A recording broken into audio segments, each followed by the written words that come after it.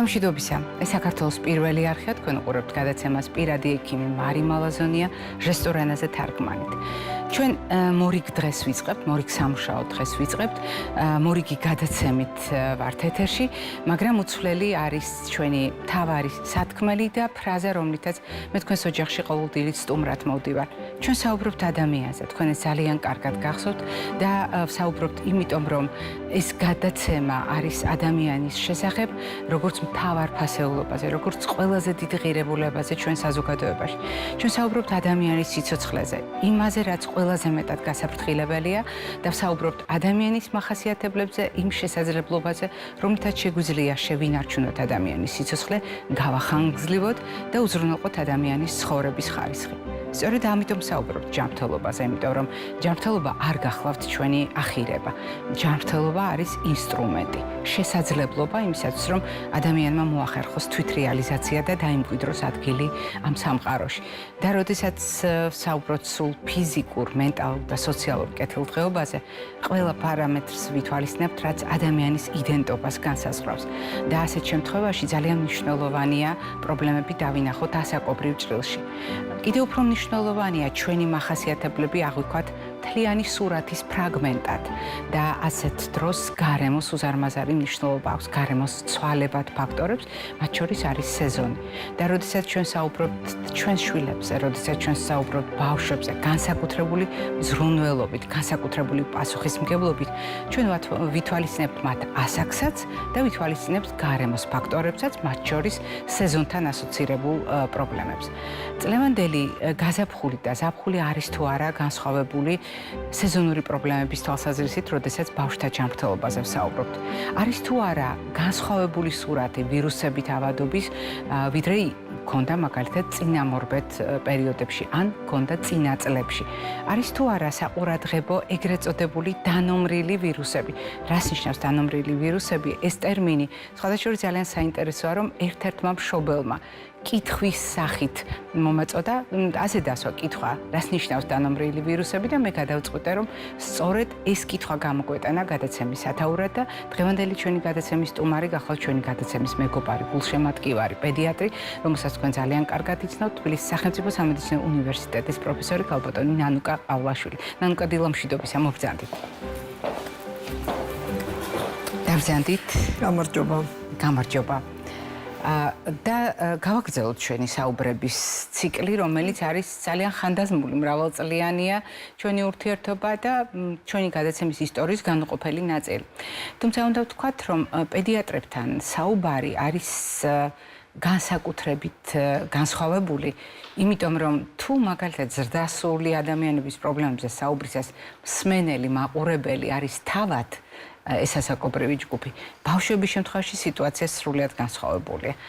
ძირითადად ინფორმაციის მიმღები არის მშობელი, ოჯახის უფროსი წევრი და მათი პასუხისმგებლობა არის ერთი ამ ინფორმაციაში გარკვევა და მერე უკვე ამ ინფორმაციის სწორად გამოყენება, სარგებლით გამოყენება ბავშვის ჯანმრთელობისათვის. ამის გათვალისწინებით ჩვენ განსაკუთრებით მარტივად, დანაწევრებით, დამარცვლით საუბრობთ ხოლმე და ზოგიერთ პრობლემას რამდენჯერმე ვუბრუნდებით. ვირუსები და ავადობა არის ის საკითხი, რომელიც აქტუალობას არასდროს კარგავს და განსაკუთრებით მაშინ, როდესაც იცვლება ხოლმე ამ ვირუსებით ავადობის სურათი. ერთია, რას ველოდებით ჩვენ, ველოდებოდით, რომ მაგალითად გრიპი აღარ გვექნებოდა მარტის მერე, ყოველ შემთხვევაში აპრილის დასაწყისისთვის არის ხოლმე ტალღა ბოლომდე მინელებული, თუმცა ასე არ ხდება. და ჩვენ საუბრობთ კიდევ დანომრილ ვირუსებზე, მოდით ამას მერე თანმიმდევრულად მივყვეთ. მოკლედ ვთქვათ, ახლა რა სურათია? ყველაზე ხშირად ბავშვები რა ინფექციებით ხვდებიან, რა დაავადებებით, რა ვირუსებით ავადობენ აი ამ პერიოდში, ამ სეზონზე, მოცემული თარიღისთვის. ცოტა შეიცვალა სტრუქტურა ვირუსების, ისევ და ისევ ალბათ ეს ყველაფერი უკავშირდება COVID პანდემიას. იმიტომ რომ რადიკალურად სხვა სურათი გვაქვს, ანუ ის არა, რასაც წლების განმავლობაში ველოდით, ამ დროისთვის რესპირაციული ვირუსები უკვე იყო მინელებული და თუ ხდებოდა ეს იყო მხოლოდ რაც მარტივი გაციება და ნელ-ნელა ზაფხული მოდის და უფრო ისეთი ვირუსები იმატებს, რომელიც კუჭ-ნაწლავის ტრაქტის დაზიანებით მიმდინარეობს. თუმცა ჯერჯერობით ეს ცვლილება მაინდა-მაინც არასახულა ვირუსების სტრუქტურაზე, ისევ გვხვდება გრიპის ვირუსი, ისევ რესპირაციული ვირუსები საკმაოდ ჭარბად არის. ამის ახსნა ცოტა რთული არის, მაგრამ ერთადერთი რაც შეგვიძლია ვთქვა, აი ამ ჩაკეტილობამ, პანდემიამ აბსოლუტურად შეცვალა ვირუსული სტრუქტურა და ალბათ ამასთან არის კავშირში. გრიპის ვირუსი ამ პერიოდში ძალიან გასაკვირია, იმიტომ რომ ზოგადად რესპირაციული ვირუსი მით უმეტეს გრიპი ეს არის ზამთრის სეზონის თანხლები დაავადება. მიმდინარეობითაც განსხვავებულია თუ ჩვეული მიმდინარეობა აქვს, მაგრამ დროშია წანაცვლებული. დროში არის წანაცვლებული. ძალიან უჩვეულო არის რომ ამ პერიოდში გვხვდება, თუმცა არის ზოგიერთი ვირუსი, მაგალითად რინოვირუსი ცოტა შეიძლება ვთქვათ, რომ დამძიმებული არის მისი მდგომარეობა, ანუ ეს არ არის მხოლოდ მარტივი გაცემა ბავშვებში, ისედაც ყოველთვის პრობლემა იყო ჩვილებში, თუმცა ცოტა უფრო მოზრდილ ბავშვებში შეიძლება უფრო აგრესიული გამოიხატება ეს არის რესპირაციული პათოლოგია, ანუ რესპირაციული სისტემის დაზიანება შეიძლება იყოს, ბრონქიტი, ბრონქიოლიტი შეიძლება განვითარდეს, პნევმონიაც კი შეიძლება განვითარდეს ამ ვირუსული ინფექციების ფონზე. თანამედროვე სურათს თუ გადავხედავთ, მე ვგულისხმობ ახლა ჩვენთან საქართველოში ბავშვთა პოპულაციაში გასაგებია რომ დროში წანაცვლებულია გრიპი და რომ არ ველოდებოდით წლების მანძილზე, აგერ ივნისში გვაქვს გრიპის შემთხვევები. თქვენ ნახსენეთ რინოვირუსი, რომელიც ასევე სასუნთქის სისტემის, ანუ რესპირაციული ინფექციების კატეგორიაში შედის. მაგრამ არის კიდევ მართალია არ არის ამ ჯგუფის წარმომადგენელი, მაგრამ ძალიან საყურადღებო ინფექცია ბავშვთა ინფექციებს რომ ვეძახით, ანუ ბატონებს რომ ეძახი საზოგადოება, რომელიც ასევე ხოლოსთან არის დაკავშირებული და ყივანახულაზე გაზაფხულზე ბევრი ვისაუბრეთ, იყო შემთხვევები. ახლა როგორ არის სურათი ყივანახულასთან დაკავშირებით? თუ შევხედავთ ალბათ წინა წლებს, უფრო მომატებული არის ყივანახულას შემთხვევები, განსაკუთრებით ეს არის ორ თვემდე ასაკის ბავშვები, აი სანამ პირველი აცრა გაკეთდება, ესეთი კონტინგენტი არის ყველა შემთხვევაში უმეტესი ნაწილი და ასევე პაციენტები, რომლებიც აცრილები არ არიან ყივანახულას საწინააღმდეგოდ. რატომ მოიმატა ყივანახულამ? ამას რამდენიმე ახსნა აქვს. ერთი ის, რომ მოცვა ვაქცინაციის შედარებით შემცირდა COVID პანდემიამ ამას ხელი შეუწყო გარკვეულწილად, იმიტომ რომ მიმოსვლა იყო რთული და მერე რატომღაც ხალხში, როგორც დამოკიდებულება იყო COVID აცრებთან დაკავშირებით, შემდგომ ინერციით გაგრძელდა ამ გეგმიურ ვაქცინაციაზე და ეს ძალიან დიდი სამუშაო არის ამისთვის ჩასატარებელი, რომ ისევ დაუბრუნდეთ იმ კარგ ნიშნულს, რომელიც ჩვენ გვქონდა. ანუ ერთი მიზეზი არის, რომ აცრები არ ტარდება, მეორე ის არის, რომ ორ თვემდე ასაკის ბავშვები ისედაც დაუცველები არიან, იმიტომ რომ აცრა 2 თვის ასაკიდან იწყება და თუ ოჯახში არის უფროსი ადამიანი, რომელსაც არ აქვს ჩატარებული ყივანახულა საწინააღმდეგო ვაქცინაცია, ის გარკვეულწილად წარმოადგენს წყაროს ამ ინფექციის. მას შეიძლება არ ქონდეს, ან შეიძლება ჩატარებულიც ქონდეს აცრა, თუმცა რაღაც ასაკის მერე ეს აცრა ცოტა მინელდება ხოლმე და ამიტომაც ის შეიძლება იყოს წყარო ამ ინფექციის გადამტანი, ასე ვთქვათ. ამ იმის გამო, რომ რაღაცა გარკვეული პერიოდის მერე იკლებს იმუნიტეტი, ჩვენაც ვაქცინები შეიცვალა და გადავედეთ უჯრედული ვაქცინიდან არაუჯრედულზე და ითვლება, რომ ეს არაუჯრედული ვაქცინა ისეთ მყარ იმუნიტეტს არ ტოვებს, ანუ რაღაცა წლის მერე ეს იმუნიტეტი კლებულობს, ამიტომაც ამერიკის შეერთებულმა შტატებმა უკვე შემოიტანა დამატებითი ყივანახულას აცრა ბავშვობის ბოლოსკენ, უკვე როცა დიფტერია, ტეტანუსი იცრება, იქ დაამატა კიდევ ერთი ბუსტერ დოზა ყივანახულის, რომ შემდგომ ასაკში უკვე იმუნიტეტი ცოტა უფრო მყარი იყოს და ამით ჩვენ ის ჩვილები დავიცვათ, რომლებიც ჯერ არ არიან იმ ასაკში, რომ ეს აცრა გაიკეთონ. რეალურად უფროსების დაცულობა განსაზღვრავს იმ პატარების დაცულობას, რომელთაც არ აქვთ საშუალება ასეთი ხელოვნური იმუნიტეტი გამოიმუშაონ გარკვეულ ასაკამდე და აქაც არის ჩვენი პასუხისმგებლობა.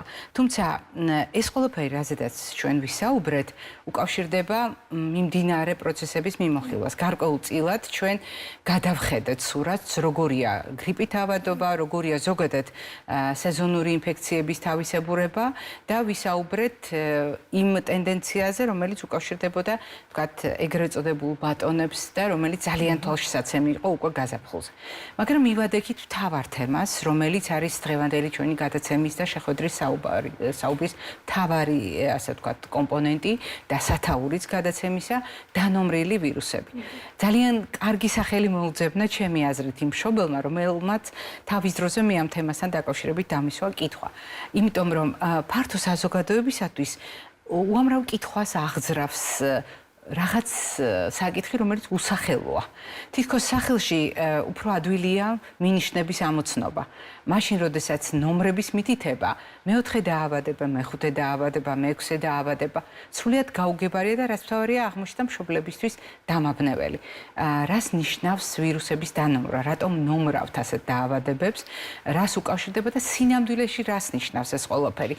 თითოეული ნომრის მიღმა რა დაავადება იგულისხმება და რისი განსხვავდება ერთმანეთისგან? ძირითადად დანომრვა დაკავშირებული არის გამონაყრით მიმდინარე დაავადებები, ანუ ის დაავადებები, რომელიც ბავშვებში გვხდება უფრო მეტად და ხშირად და რაღაც გარკვეულწილად ნომრები აქვს იმის მიხედვით, თუ გავრცელება როგორი იყო, სიმძიმე როგორი იყო და გავლენა ბავშვის ჯანმრთელობაზე, ამიტომაც ესეთი იყო დანომრვა 1-დან 6-მდე არის რეალურად ეს ნომრები, თუმცა დღევანდელ დღეს ეს პირველი 4 ნომერი ნაკლებად იხმარება, ძალიან აქტუალური არის, დღემდე რჩება მეხუთე დაავადება, სულ ამაზე მიდის სახელით არის უფრო ცნობილი, თუმცა სხვა სახელიც აქვს, მას ინფექციური ერითემა ან პარვოვირუსული ინფექცია, რაც არის ვირუსი, რომელიც არის მისი გამომწვევი.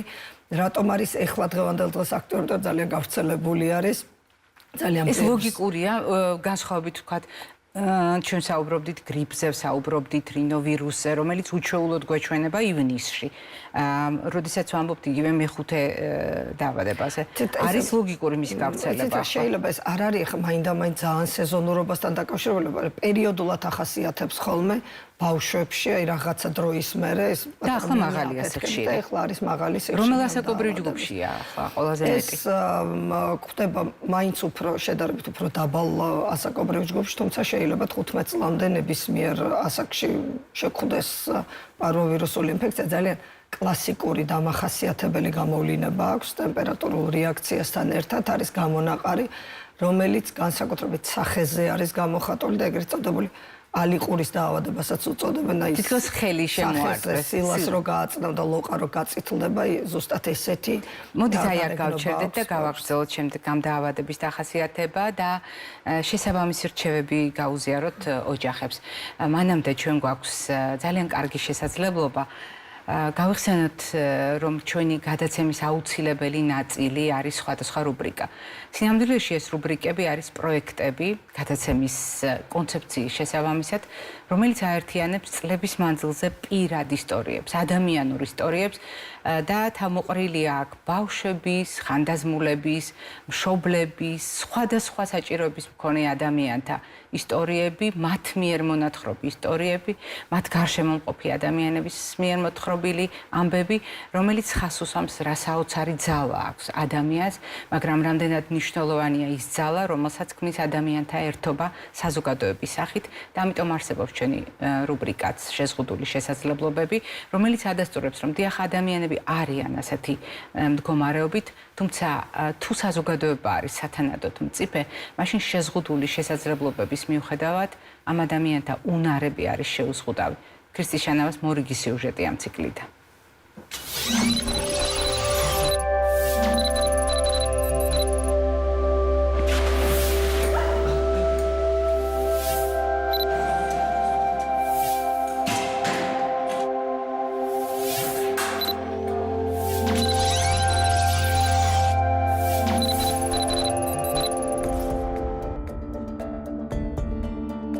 ეს იყო ჩემთვის ძალიან შოკი დაბადების დროს გავიგეთ, რომ ეს დიაგნოზი ქონდა ბავშვს, ესეთი მდგომარეობით დაიბადა და აი დაბადების წუთიდან დავიწყე ბრძოლა.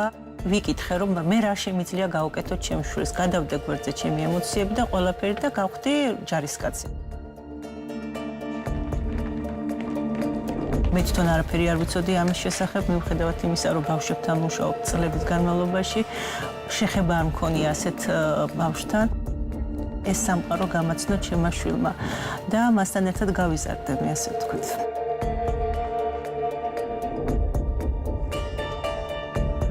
მე ვარ თამარი ხუნიაშვილი. საიამიყვას თეატრი, ბავშვს, საშესორი ბავშვები თვითონ არიან ჩემს მიმართ მეფერებიან. ძალიან მიხარია რომ აი ეს სახიობს ჩემი ემოციები დამოვხატა. ჩემი შვილი არის 15 წლის, რომ დაიბადა, მე არ ვიცოდი ფეხმძიმების პერიოდში, რომ ბავშვი იყო დაუნის სინდრომის. ველოდებოდი 9 თვის განმავლობაში მეუბნებოდნენ, რომ ჯანმრთელი შვილი გაყოლება და ამ დროს ბავშვი დაიბადა დაუნის სინდრომით და თან დაყოლილი მანკით, თან კომბინირებული მანკით და ხა როგორია დედისთვის ეს ყველაფერი, ხო? შვილობის ასაკში გაუკეთა ოპერაცია, იქიდან მოყოლებული იბრძვით და ვითარდებით და თვითონ თამარი არის ისეთი აქტიური, რომ არ მაძლევს მოდუნების საშუალებას. მე დამოხატავ სიყვარულს, ოსებებს ამოხატავ, ბავშვებს აიამიყვას, შოშოს მიყვას, ყველა მიყვას, რომ თამაშობენ არც ვარ თიაში და მინდოდა თიაში მევლო, მინდოდა ნიჩი მე ყოფილიყავი, მინდოდა მე ვიყო მსახიობი, აზარდის ბაღის მსახიობი, მინდოდა რომ იყოს ეს ჩემთვის ნაური ის სადაცისი. სახში მაწუხებდა ძალიან თავისი ზედმეტი თეატრალურობით და აი სკოლაში ჩემმა სკოლის დირექტორმა, სადაც მე მუშაობ, იქ მყავს ჩემი შვილი და რომ უთხარ რომ აღარ შემიძლია მისი თეატრალიზებული რაღაც წარმოდგენებით სახში, მოდი მიმართულება მივცეთო და აი იმისი ჩართულობით მოხვდით ამ თეატრში და აი საერთოდ შეიცვალა თამარი, ნუ აი 180 გრადუსით ძალიან შეიცვალა, ძალიან განვითარდა. თაკოდე თეატრი. ხო, თაკოდე თეატრი ერთად არიან უკვე 1 წელია. ალბათ, ცოტა შეიძლება მეტი, ცოტა შეიძლება ნაკლები. თაკო რომ მოვიდა ჯერ ასაკით პატარა, მაგრამ ძალიან ვეცადე, რომ აი დიდები ჯგუფში თეატრში ჩაგვესვა, იმიტომ რომ სხვა გამოსავალი არ მქონდა იმ ეტაპზე, ჩავსვით და ძალიან არის გაზრდილი თაკო, ვინაიდან დარადგან ეს თეატრი რაღაცა თერაპიული სამუშაოებით მიდის, ხო, თერაპიული სამუშაოებით გავდივართ ფონს, ანუ თერაპიებით ვაკეთებთ რეპეტიციებს და ეხლა უკვე თქვათ, ვინც ძალიან დიდი ხანია დადის მათ ჩვეულებრივ რეპეტიციები უკარდება თერაპიების გარეშე, მაგრამ თაკოს როგორ თქვა, თაკოს მოგება და ბონუსი ის იყო, რომ ანუ დიდი ხნის უკვე გამოცდილ მსახიობებთან ერთად მოუწია თაკოს მუშაობა და აქედან გამომდინარე თაკომაც რაღაცნაირად გადაწყვეტილება მიიღო სწორ დროს ალბათ რომ აყოლოდა და არ ვიცი აი ეს ფარდობითად და მათემატიკურად რო გითხრათ თაკოს ეს 1 წელიაში დაეხმარა მე ვიტყოდი რომ ალბათ 1-3 ჯერ თქვა გაიზარდა ამ 1 წელიწადში თვითონ ბავშვი არის ძალიან თბილი და ისეთი ტიპია, რომ ყველას თითქოს უნდება, რომ რაღაცა ჩადოს მასში და ძალიან მოსიყვარული ადამიანი არის. თაკო ძალიან ყოჩაღი და ძალიან მაგარი როგორ სულ რასაც თქვათ მე ამბობ ხო დაუნის სინდრომთან დაკავშირებით ყოველ შემთხვევაში რომ ანუ ამ ადამიანებს ჭირდებათ უბრალოდ როგორ იცი მეტად მოусმინოთ ან მეტად ახკმამდე უჭერთ მოკლედ რა აი სალამ აღიქვავენ აი ეს ცოტა დრო სჭირდებათ მეტი ვიდრე ტიპური განვითარების ადამიანს თორე თუ კი აი ეს დრო მივეცით მოთმინებით ჩვენ და აღიქვეს კონკრეტული მომენტი კონკრეტული ამბავი თუ კი აღიქვეს უკვე მე არაფერი არ ავიწყდებათ არასოდეს აი ეხლავე რომ ადგენენ ის ადამიანები და თქვა 9 წლის წინანდელი პირველი სპექტაკლი ბოშები ვითამაშოთ რომ უთხრა ზუსტად ისეთივე ხაზებით, ისეთივე ემოციებით, ყველაფერს ითამაშებენ რა. და აი ეს არის თაკოს შემთხვევაშიც იყო ის მომენტი, რომ მას ცოტა მეტი დრო სჭირდება, სანამ გავაგებინებთ რაღაცას. თუ კი გაიგოვენ, ძალიან ოჩაღი და მაგარი გოგო. თეატრი ძალიან მიხიბლავს და მე ვარ დიდი შემართებით და თეატრში რომ ვიხავი მოსული, ყველა ავისნობდი და მე დავესანი ყველა ითეატრში რო იყო ჩემი შეცეფერისი და ჩემი ბავშვობის რო შემოვიარე. აი კუსბაქნისებური ენა ქონდა, ბავშვს ვერ ამოძრავებდა და აი ეს კერძოდ ყავდა ლოგოპედი, რომელმაც აი ეს ყველაფერი განუვითარა. აი ამდენი რამის მერე აქ რომ მოვიყვანე სულ სხვა რაღაცა მისცა თეატრმა. აი რა სფეროც აინტერესებს იმ სფეროში იყოს დასაქმებული, რომ აი თავისთავად კარგად იგრძნოს საყვარელი საქმე აკეთოს. აი ეს მინდა.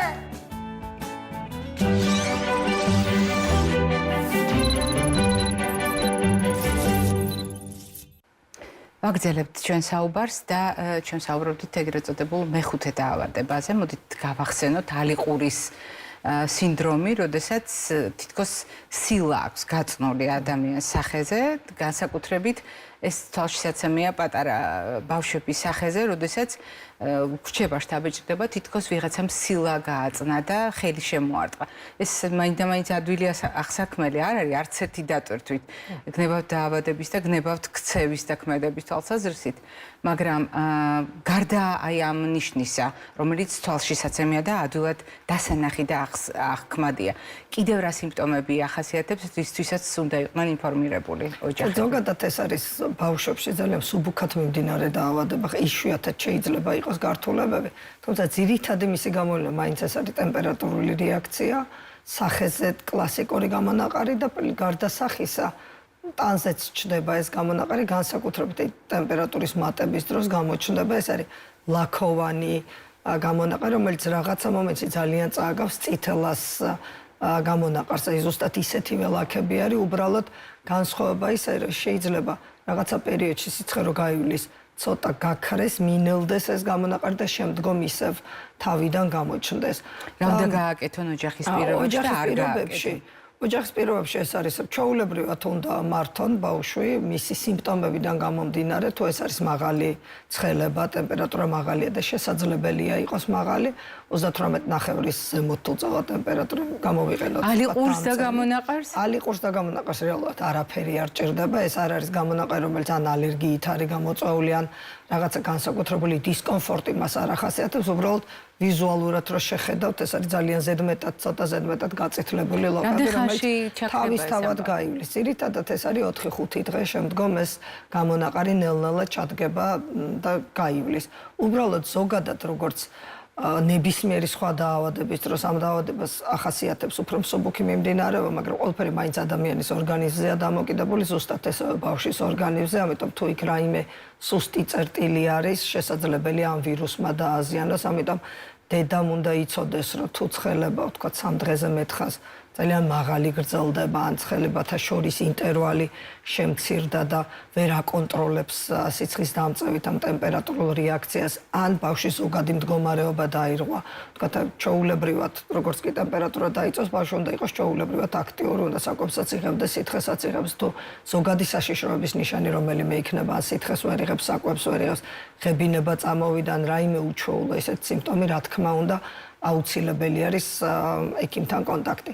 ორსულებისათვის რატომ ითვლება საყურადღებოდ ეს? ორსულებისათვის საყურადღებოდ ითვლება პარვოვირუსული ინფექცია, იმიტომ რომ აი როგორც ორსულებმა ბევრმა იცის, რომ არსებობს გარკვეული თანდაყოლილი ინფექციები ეწოდება, ამასაც თავისი აბრევიატურაც აქვს, აი რომელიც არის მაგალითად ჰერპესი, ციტომეგალოვირუსი, თქვათ ის როგორც ეს ვირუსები აზიანებს ნაყოფს და იწვევს შემდგომში რაღაც გარკვეულ პრობლემებს, ზუსტად ესევე პარვოვირუსმა შესაძლებელი არის გამოიწვიოს და აი პარვოვირუსი დაკავშირებული არის ხოლმე სისხლის წითელი უჯრედების დაშლასთან, ანუ ეს ანემია ვითარდება ხოლმე და ამას შემდგომ თავის მხრივ გარკვეული პრობლემები შეიძლება მოყვეს. რეალურად ყველაზე უწყინარი შეიძლება იყოს ეს ყველაფერი, მაგრამ ძალიან საყურადღებო იმ შემთხვევაში თუ თქვენ მიერ აღწერილი სიმპტომები გახანგრძლივდა და გართულდა მდგომარეობა. ამის შესახებ მე ვფიქრობ, ყველა ოჯახი ძალიან კარგად არის ინფორმირებული, რომ მათ მართავთ ყურადღება, განსაკუთრებით, როდესაც საქმე ცხელებას, გამონაყარს და შინაგანი ორგანოების მდგომარეობას ეხება. მაგრამ არის მეექვსე დაავადებაც. რა არის მეექვსე დაავადება? მოდით ესაც ვთქვათ. მეექვსე დაავადებას უწოდებენ როზეოლას.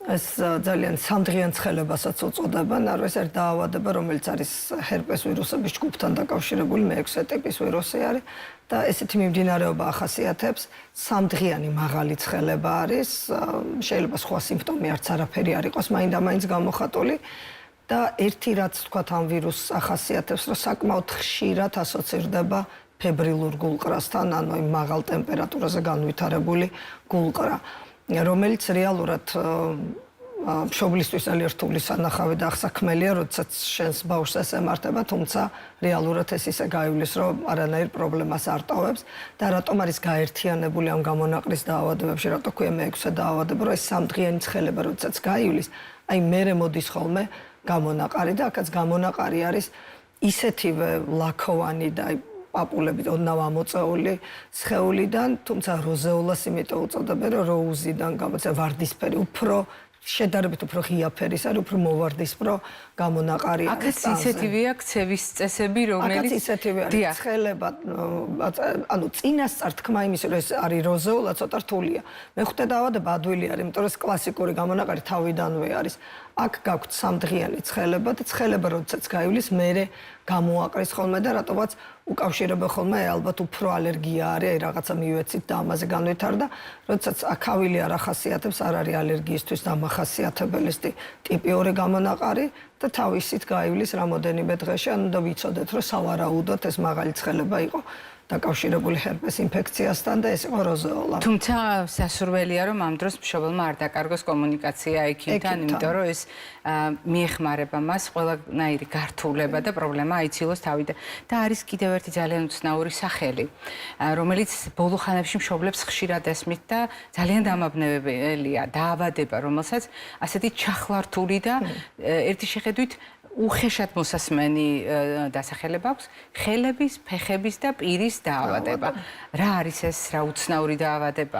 ესეც არის დაავადება, რომელიც გამონაყრით მიმდინარეობს, ეს უკვე სხვა ტიპის ვირუსი არის, კოქსაკის ვირუსთან არის ხოლმე ძირითადად დაკავშირებული და ძალიან სპეციფიურად ლოკალიზაცია ახასიათებს გავრცელება ამ დაავადების, ზუსტად აი დაავადების სახელიდან გამომდინარე, ანუ ზიანდება მტევნებზე არის ძირითადად გამონაყარი, არის ხოლმე ტერფებზე და პირის ღრუში და ის ტუჩების ირგვლივ არის ხოლმე დამახასიათებელი, ეს გამონაყარი არის უფრო აი ბუშტები შეიძლება იყოს, ასევე შეიძლება იყოს თქვა პაპულა ამოწეული, ჯერ ბუშტი რომ არ არის, მაგრამ ბუშტების ტიპის გამონაყარი შიგნით ლორწოვანზეც შესაძლებელია იყოს და კლასიკურად ის ვითარდება ხოლმე ხელისა და ფეხების მიდამოში.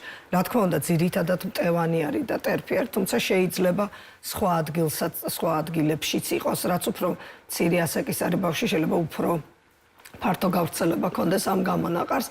ვინაიდანაც ბუშტები არის ხოლმე ზოგჯერ გონიათ, რომ აი ხომ არ არის ჩუტყვავილა, იმიტომ რომ ჩუტყვავილასაც ახასიათებს, თქვათ, გამონაყარი ბუშტის სახით, პირის ღრუშით შეიძლება იყოს ეს გამონაყარი, უბრალოდ განსხვავებული არის გავრცელება გამონაყარის, ძირითადად აქ არის კანის ნაწილი და უფრო წარზიდული ნაწილები, ამ ხელის, ფეხის და პირის დაავადების დროს.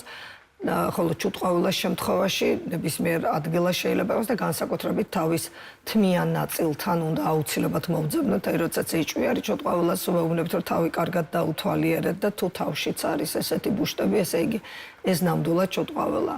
პირის ღრუში თუ ჩავიხედავთ, აქაც განსხვავებული არის გამონაყარი, ამ ხელის, ფეხის და პირის დაავადების დროს გამონაყარი ძირითადად წინა ნაწილს, პირის ღრუს წინა ნაწილში არის, ანუ უკანა ნაწილი ნაკლებად არის დაზიანებული და გამონაყარი ლოყის შიგნითა ზედაპირზე ტუჩებთან ახლოს არის, მაშინ როდესაც ჩუტყვავილის დროს თელგუჯნაბავს მიყვება ამის.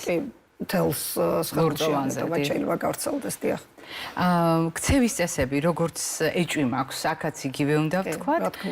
თუმცა დღევანდელი ჩვენი ამოცანა იყო ერთი მხრივ შეგვეხსენებინა ჩვენი ოჯახებისათვის, რომ ვირუსების მრავალფეროვნება როგორც ყოველთვის სახეზეა, რომ ვირუსების მრავალფეროვნება ქმნის მრავალფეროვან კლინიკურ სურათს და ოჯახების, მშობლების, ოჯახის უფროსი წევრების პასუხისმგებლობაა სწორედ ამ ცოდნის სწორად გამოყენება, ისე რომ ზიანი არ მოუტანოთ, არ ვავნოთ პატარებს, ვიქონიოთ კომუნიკაცია პედიატრებთან აუცილებლად და ბინის პირობებში, როგორც თქვენ ბრძანეთ, მართოთ ის სიმპტომები, რომელიც ბავშვის მდგომარეობას აუარესებს.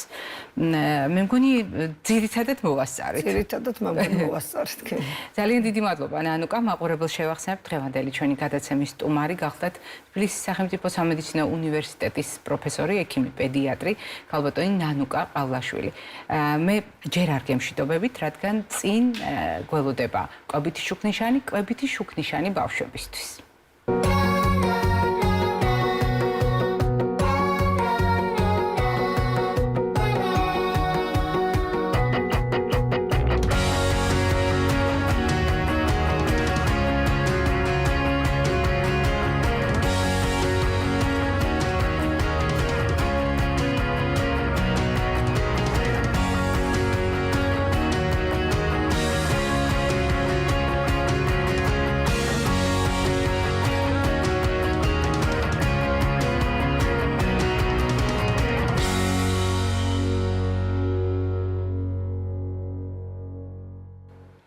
კვებითი შუქნიშანი არის გადაცემის აუცილებელი ნაწილი. თქვენ იცით, რომ ჩვენი კონცეფცია ადამიანის შესახებ ეფუძნება ადამიანის როგორც ინფორმაციის მიმღების გააზრებას და რაც თავარია გულისხმობს იმას, რომ ადამიანი აი ამ ინფორმაციული მიმოცვლის პროცესში იმყოფება მთელი სიცოცხლის მანძილზე. მაგალითად, გარემოდან მიღებული ინფორმაციის ერთ-ერთი ფორმა გახლავთ საკვები და საკვები არის ერთადერთი ინფორმაცია, რომელსაც ადამიანი მატერიალური სახით იღებს. ზუსტად ისევე გასაგნებულსა და განსხეულებულს, როგორც თვითონ არის. ეს კი იმას ნიშნავს, რომ საკვებში დაშიფრული ყველანი ინფორმაცია შეიძლება იყოს სასიკეთო ან საზიანო ჩვენი ჯანმრთელობისათვის. როდესაც ჩვენ საუბრობთ სეზონურ პრობლემებზე, როდესაც ჩვენ საუბრობთ ადამიანის ჯანმრთელობის საფრთხესთან დაკავშირებით, რომელიც სეზონთან არის ასოცირებული, ბავშვების შემთხვევაში გასათვალისწინებელია ყველაფერი, ცხადია ვირუსების მახასიათებლები, ცხადია იმ დაავადებათა ნუსხა, რომელიც აქტუალურია სეზონის შესაბამისად, მაგრამ არ უნდა დაგვავიწყდეს კვება სეზონის შესაბამისად. უფრო მეტიც, არსებობს საგანგებოდ შემუშავებული გზამკვლევები და დოკუმენტები, რომელიც განსაზღვრავს, როგორი უნდა იყოს სეზონური კვება 0-დან 18 წლამდე ასაკის ადამიანებისათვის. კიდევ ერთხელ გავიმეორებ, ეს არის ბავშვთა სხვადასხვა ასაკობრივი კატეგორია, რომელიც ერთი დიდი ქოლგის ქვეშ უნდა წარმოვიდგინოთ და ასეთ შემთხვევაში სეზონური კვება უპირველეს ყოვლისა გულისხმობს სეზონთან ასოცირებულ პროდუქტებს. ძალიან ბევრი რამ შეიცვალა და ჩვენ ახლა როდესაც ერთმანეთს 2024 წელს ვესაუბრებით, რასაკვირველია გულისხმობთ იმას, რომ დღევანდელი ჩვენი წარმოდგენა სეზონურ საკვებზე მკვეთრად განსხვავდება იმ წარმოდგენისაგან, რომელიც არსებობდა თუნდაც გასულ საუკუნეში. იმიტომ რომ პრაქტიკულად ყველა სეზონზე შეიძლება აღმოაჩინოთ ყველა ტიპის საკვები. არადა თუ ბუნებრივ რიტმებს მიყვებით და სასიცოცხლო რიტმის აუცილებელი შემადგენელი ნაწილი გახავთ ადამიანის ბიოლოგიური რიტმი, მაშინ ჩვენ უნდა გავითვალისწინოთ მიწაზე, ნიადაგზე, ბუნებრივად როგორი თანმიმდევრობით გაიხარებდა და გაჩნდებოდა ესა თუ ის პროდუქტი. აი ამ კანონზომიერების ცოდნა განსაკუთრებით მნიშვნელოვანია თანამედროვე რეალობაში, როდესაც ჩვენ ვაფასებთ ეს პროდუქტი რამდენად დაჩქარებულად არის მოყვანილი, რამდენად ბევრი ხელოვნური კომპონენტის ჩართვით არის მოყვანილი, თუ ეს არის ბუნებრივი ციკლის შედეგად ნიადაგზე გაზრდილი მცენარე. ეს განსაზღვრავს ხშირად საკვების ორგანულ წარმომავლობას და როდესაც ჩვენ ვამბობთ ორგანული საკვები, უფრო სასარგებლო საკვები, აქ არ გულისხმობთ იმას, რომ საკვების მოყვანისას არ იყო გამოყენებული მაგალითად პესტიციდები. შეიძლება გამოვიყენოთ ბუნებრივი პესტიციდები და ასეთ შემთხვევაში საკვები მაინც დარჩება ორგანული საკვების კატეგორიაში. აი ამას უნდა მივაქციოთ ყურადღება, რადგან შემდეგი ინფორმაციისთვის ამას არსებითი მნიშვნელობა აქვს. სეზონური პროდუქტებიდან ბავშვებისთვის განსაკუთრებით სასარგებლოა. რასაკვირველია, ბოსტნეული და ხილი უპირველეს ყოვლისა. ბოსტნეულიდან განსაკუთრებული ყურადღება უნდა დაუთმოთ მწვანე ფოთლოვან მცენარეებს. აქ იგულისხმება როგორც სალათი, ისპანახი, ასევე უნდა გავითვალისწინოთ სეზონური მწვანილი და სეზონურად ახალი ამოღერებული ხახვი და ნიორი. ეს ძალიან მნიშვნელოვანი შემადგენელია სეზონური რაციონისა. ამაში შემოდის სატაცურიც და მრავალი სხვა წარმომადგენელი მხალეულის ოჯახისა. როდესაც საუბრობთ სეზონურ საკვებზე, ასევე უნდა გავითვალისწინოთ სეზონური ბაღჩეული პროდუქტები, რომელიც ზოგიერთი შეიძლება თავისი წარმომავლობით ხილის კატეგორიაშიც კი ხვდებოდეთ, მაგალითად, როგორიც არის პომიდორი, მაგრამ სამედიცინო თვალსაზრისით ბოსტნეულია და ამიტომ სწორედ ამ ოჯახში განვიხილავთ. კიტრი, პომიდორი, სხვადასხვა სახის ჩრდილის მცენარე. რომელია ჩრდილის მცენარე? პომიდორი ჩრდილის მცენარეა, წიწაკა ჩრდილის მცენარეა, იქნება ტკბილი თუ მწარე და ბადრიჯანიც ჩრდილის მცენარეა. განსაკუთრებით მნიშვნელოვანი გახლავთ ამ მცენარეებში ნიადაგიდან ამოტანილი მინერალებისა და ვიტამინების დაგროვება.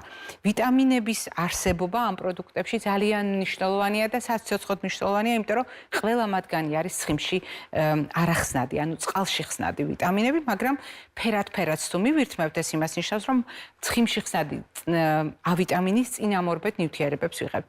მიაქციეთ ყურადღება მაგალითად კარტოფილს, რომელიც შეგვიძლია C ვიტამინის და კალიუმის და K ვიტამინის წყაროდაც განვიხილოთ ნაწილობრივ მწვანე ფოთლოვან მცენარეებთან კომბინაციაში, აი ეს საკვები. მაგრამ ასევე გასათვალისწინებელია აი ამ სეზონზე სხვადასხვა სახის კენკროვანები და კურკოვანები, რომელიც განსაკუთრებით დიდი რაოდენობით ჩნდება. კენკროვანიდან მოცვი, მარწყვი, კურკოვანებიდან ალუბალს გამოვყოფდი, რომელიც ძალიან კარგი და სასარგებლო სეზონური პროდუქტია. ჩვენი ენდემური ალუჩა, ტყემალი, მიაქციეთ ყურადღება ახალ ვაშლს, ატამს, გარგარს და ასე შემდეგ.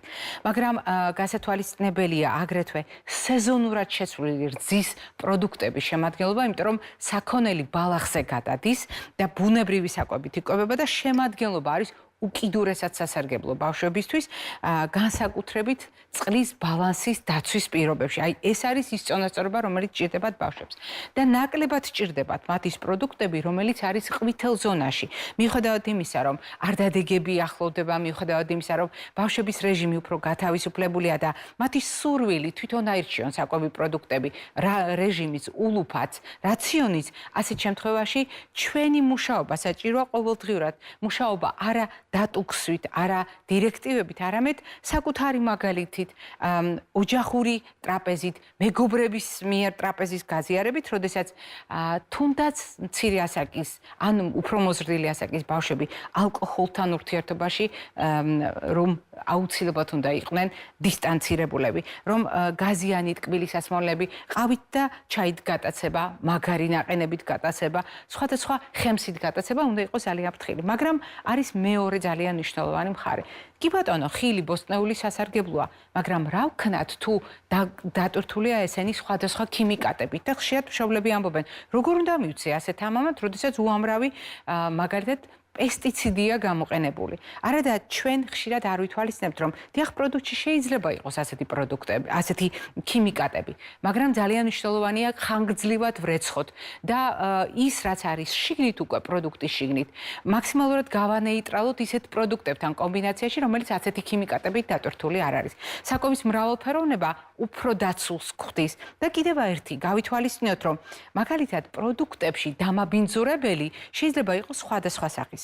ბუნებრივად წარმოქმნილი, მაგალითად, ობის სოკოს მიერ გამომუშავებული ტოქსინები, შხამები, მაგალითად, თხილეული, რომელიც გამოიმუშავებს აფლატოქსინებს და ძალიან აგრესიულია, ღვიძლის კიბოც კი შეიძლება გამოიწვიოს.